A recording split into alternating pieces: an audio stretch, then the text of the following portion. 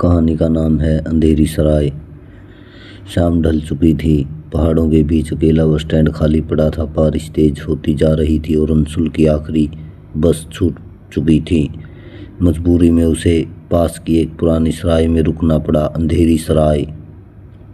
दरवाजे पर लगी घंटी अपने आप हिल रही थी। अंधेरे जाते ही एक बूढ़ा सराय मालिक दिखा जिसकी आंखें अजीब तरह से चमक रही थी। कमरा चाहिए? उसने खुरदरी आवाज में पूछा। अंशुल ने सिर हिलाया। ऊपर वाला कमरा मत लेना, बूढ़ा फुसफुसाया। उधर आवाजें आती हैं। अंशुल ने इसे मजाक समझकर हंसा और पास वाले कमरे में चला गया। कमरा छोटा, ठंडा और पुरानी लकड़ी की अजीब सी बदबू से भरा था। पलंग पर बैठते ही उसकी नज़र दीवार पर एक धुंधली तस्वीर पर गई। एक युवती जिसके चेहरे पर डर की झलक थी। रात के लगभग 2 बजे एक आवाज़ आई, टप टप टप। ऐसे लगा जैसे बरामदे में कोई चल रहा हो। अंशुल उठकर दरवाजे के पास गया। बाहर कोई नहीं था, बस एक अंधेरा और बारिश। वापस मुड़ते ही उसने देखा दीवार पर लगी युवती की तस्वीर में अब कुछ बदल सा चुका है। तस्वीर की आंखें उसके ऊपर थी, सीधे उसकी तरफ।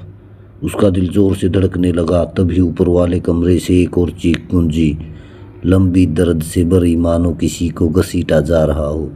अंशुल ने नीचे भागने की कोशिश की, लेकिन सीढ़ियों पर वही बूढ़ा खड़ा था।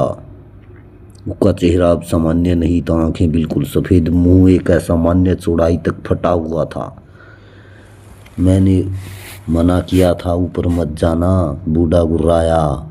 पर तुम्हारे कमरे की दीवार वह उससे जुड़ी है।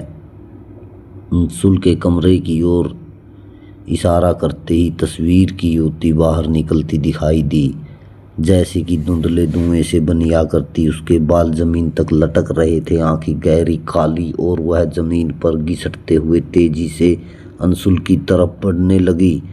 अंशुल चीखा पर आवाज़ बाहर नहीं आई। बारिश रुक चुकी थी। सराय के सामने से अगली सुबह लोग गुजर तो पाया दरवाजे पर एक नई तस्वीर लगी है, एक युवक की। चेहरे पर वही डर की झलक।